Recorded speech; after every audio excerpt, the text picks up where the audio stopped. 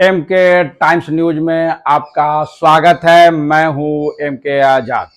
आज हम बात करेंगे कि क्या भारतीय जनता पार्टी ने शिवराज सिंह चौहान का पत्ता साफ कर दिया है। क्या भारतीय जनता पार्टी को मध्य प्रदेश की चुनाव प्रतिष्ठा का सवाल बनते जा रहा है और क्यों केंद्रीय मंत्रियों को और सांसदों को विधानसभा का टिकट दिए गए हैं। इन तमाम चीजों का इशारा किस ओर है, यह साफ होता हुआ दिखता है। आज हम इसी पर बात करने वाले हैं। जी हाँ, जो मध्य प्रदेश में जो दूसरी लिस्ट भारतीय जनता पार्टी ने जारी की, पहले 39, उसके बाद 38 विधानसभाओं का लिस्ट, और इसके बाद तो मानो एक तरह से सब कुछ साफ होता हुआ दिखता है।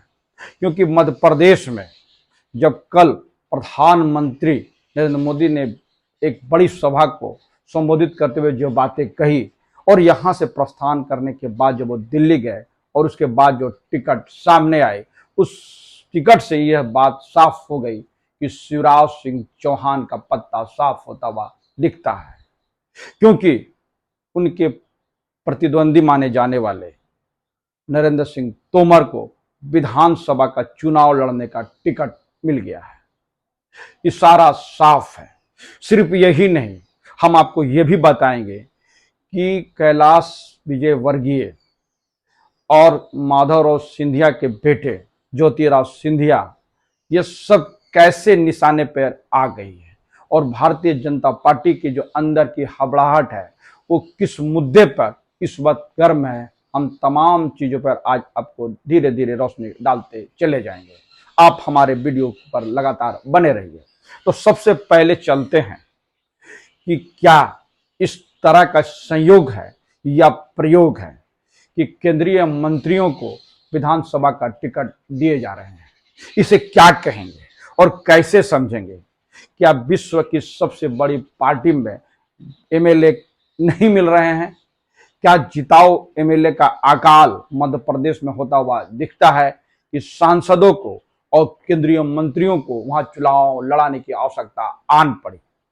क्या अंदर से भारतीय जनता पार्टी इतनी डरी और सहमी है?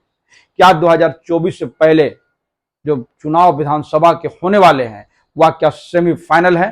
क्या इससे भारतीय जनता पार्टी डरी और सहमी है? ये तमाम चीजें राजनीतिक गलियारों पर इस वक्त में चर्चा गर्म जरूर करती है और इसी पर हम बात करने वाले हैं। क्योंकि दोनों विधानसभा के लिस्टों पर यदि गौर करें तो शिवराज सिंह चौहान को टिकट तो अभी कहीं नहीं मिलता हुआ नजर आ रहा है। और सबसे बड़ी बात है कि कल प्रधानमंत्री की सभा में जितने पानी पी पी के नरेंद्र मोदी जी की तारीफ करने का कोई कोर कसर शिवराज सिंह चौहान जो है वो नहीं छोड़े। उनको लग रहा था कि दिल्ली दरबार से और मध्य प्रदेश की जो सरकारें हैं, इस दोनों के बीच में जो जिद नजर आ रही थी और अंदर की जो कड़वाहट थी, वो सब कुछ अब सामने होता हुआ दिखता है। क्योंकि पहले से ही जब चुनाव प्रबंधन समिति के संयोजक नरेंद्र सिंह तोमर को बनाए गए थे तो यह कहा जाने लगा था कि नरेंद्र सिंह तोमर तो केंद्रीय मंत्री हैं और वो सांसद है, तो वो किस तरह से वहां मुख्यमंत्री का चेहरा होंगे। लेकिन जैसे ही नरेंद्र सिंह तोमर को विधानसभा का टिकट का ऐलान हुआ तो यह स्पष्ट दिखने लगा कि इस वक्त में जो शिवराज सिंह चौहान का पत्ता तो बिल्कुल साफ होता हुआ दिखता है। सिर्फ यही नहीं, दूसरा इशारा और भी इस बात का संकेत दे देता है कि शिवराज सिंह चौहान का पत्ता बिल्कुल साफ हो चुका है। क्योंकि मुख्यमंत्री के दूसरे बड़े चेहरे जो सबसे ज्यादा रेस में थे, प्रहलाद सिंह पटेल, उनको भी विधानसभा का टिकट दिया गया है। दोनों इस बात की ओर इशारा जरूर करता है कि यदि ओबीसी चेहरे पर भारतीय जनता पार्टी दांव लगाएगी तो उसके पास प्रहलाद सिंह पटेल जैसे चेहरे हैं जो लोधी समाज से आते हैं और बताया जाता है कि 56 विधानसभा सीटों में लोधी का एक प्रभुत्व है और उसमें बड़ा असर डालने वाली जो है वो बड़ी बातें हैं। तो इसको लेकर जो कवायदे की जा रही है वो बड़ा दिलचस्प और हैरान करने वाली है।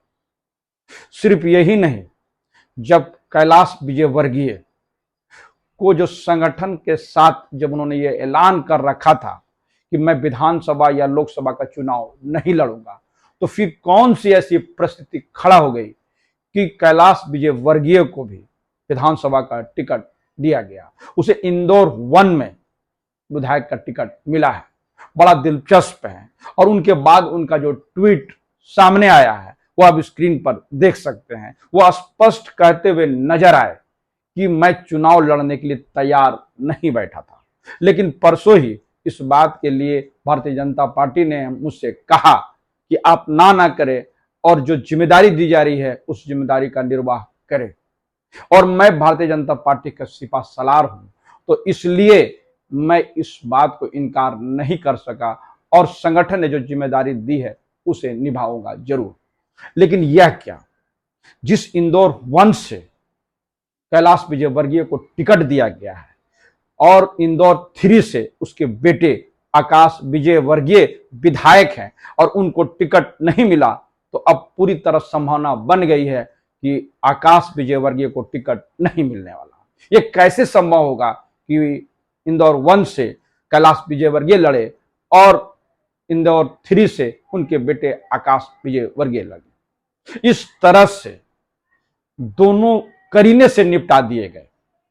एक तो आपके शिवराज सिंह चौहान करीने से निपटाने की उनकी कोशिश हुई, तो कैलाश विजयवर्गीय को भी एक तरह से करीने से उसको जरूर काटने का प्रयास किया गया है। और कतरने का प्रयास तो साफ झलक रहा है।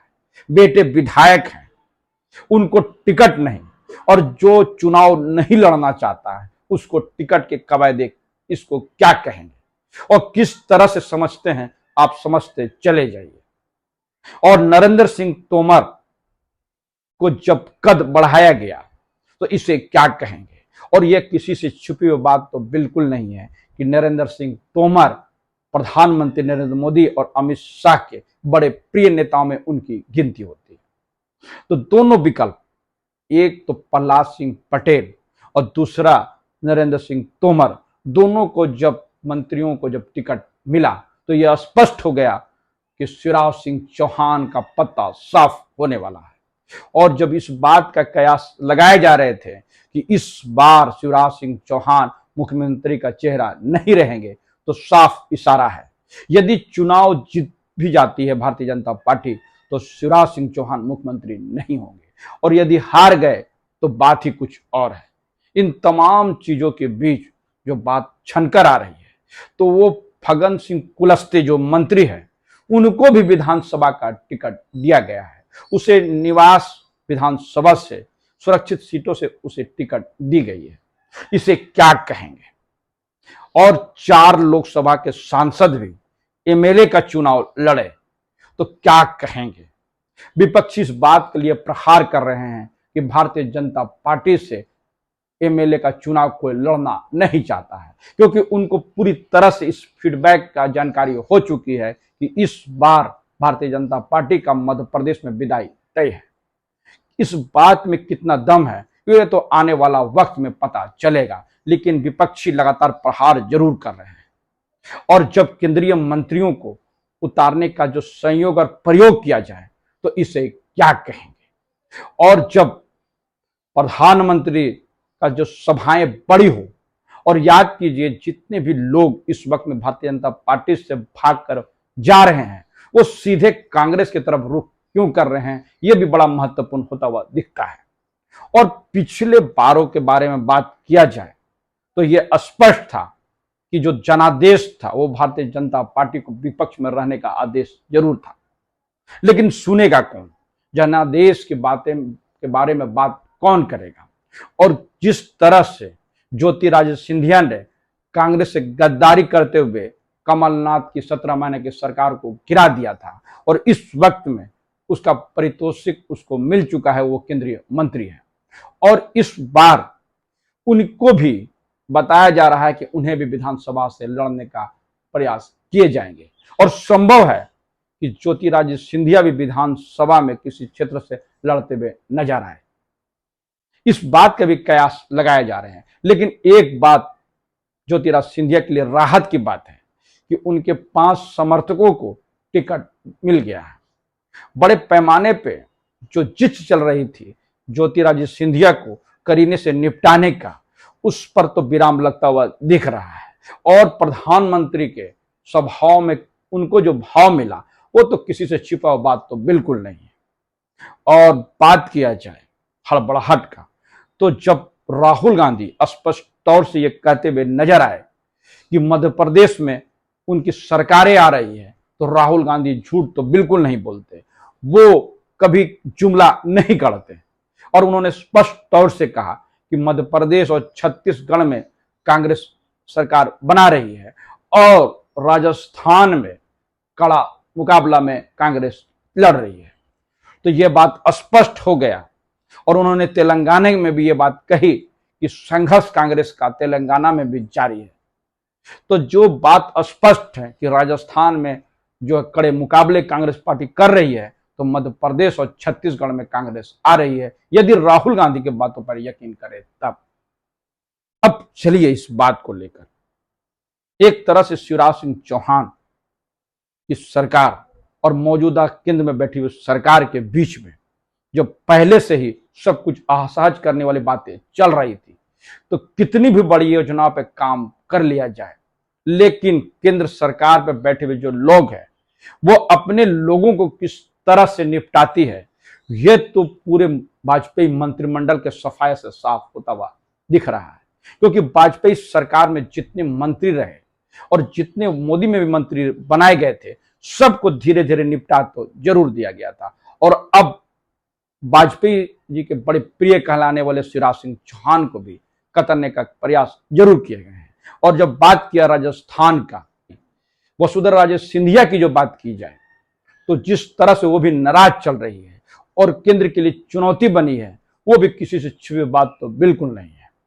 अब रही बात केंद्रीय मंत्री के चुनाव लड़ाने का, यह संयोग तो पहले से किया गया था और इसका प्रयोग तो पहले से हुआ है। याद कीजिए, जब 2022 में अखिलेश यादव ने करहल विधानसभा से चुनाव लड़ने का ऐलान किया, तो उसको घेरने के लिए भारतीय जनता पार्टी पूरी कमर कस ली और केंद्रीय मंत्री एसपी बघेल को उसके खिलाफ उतार दिया। और 66,000 से ज्यादा मतों से जो है अखिलेश यादव चुनाव जीत गए और एसपी बघेल करीब 66,000 से ज्यादा मतों से बुरी तरह हार गए। तो इसे क्या कहेंगे? जितनी केंद्रीय मंत्रियों को अब तक विधानसभा का चुनाव का टिकट दिया गया, वो किसी ने भी कभी विधानसभा का टिकट का चुनाव नहीं जीता।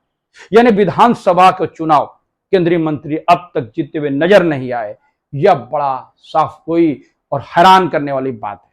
फिर भी भारतीय जनता पार्टी केंद्रीय मंत्रियों को विधानसभा छोटे निकाय का चुनाव के लिए इस्तेमाल क्यों कर रही है? बात पश्चिम बंगाल की जाए तो बाबुल सुप्रियो जब केंद्रीय मंत्री हुआ करते थे मोदी जी के, और उससे जब बंगाल में चुनाव के लिए विधानसभा का टिकट दिया गया, तो वो भी बुरी तरह चुनाव हार गए। और बाबुल सुप्रियो ने तो इसके बाद से ही पार्टी से किनारा कर लिया और इस वक्त में वो टीएमसी से सांसद जरूर है। तो इसको क्या कहेंगे और कैसे समझेंगे? ये बड़ा दिलचस्प नजारे जरूर है। तो इस तरह से तमाम चीजें, चाहे पश्चिम बंगाल में हो या फिर उत्तर प्रदेश, और जितने भी मंत्री को विधानसभा का टिकट मिला, सब चुनाव हार चुके हैं। तो क्या नरेंद्र सिंह तोमर और प्रहलाद सिंह पटेल और फग्गन सिंह कुलस्ते भी चुनाव हारेंगे? क्या इसको भी निपटाने का एक प्रयास किया गया है? यह सब भी राजनीतिक गलियारों पर चर्चा का विषय बना हुआ है। बहरहाल जो भी सामने आ रहे हैं, मध्य प्रदेश का चुनाव इस वक्त में हॉट होता हुआ दिख रहा है।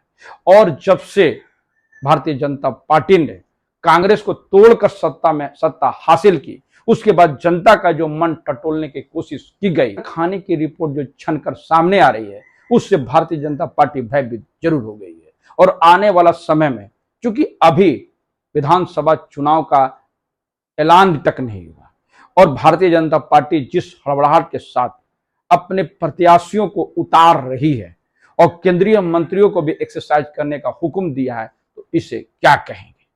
और शिवराज सिंह चौहान भी इस बात से वाकिफ जरूर है कि जो केंद्र की मौजूदा सरकार है वो हमें हर तरह से परेशान जरूर करेगी, इसका काट वो खोज चुके हैं और लगातार अपने समर्थकों के साथ नीतियां बनाते हुए नजर आ रहे हैं। आप आगे देखिएगा, चुनाव जैसे जैसे नजदीक आएंगे इन दोनों के बीच में कड़वाहट और भी सामने आएगा।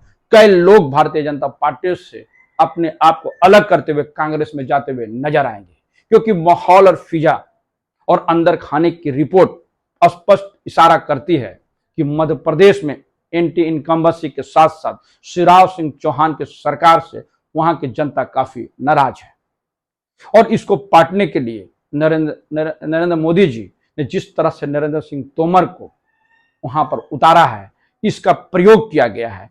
ये आने वाला वक्त पता चलेगा कितना सफल होता है।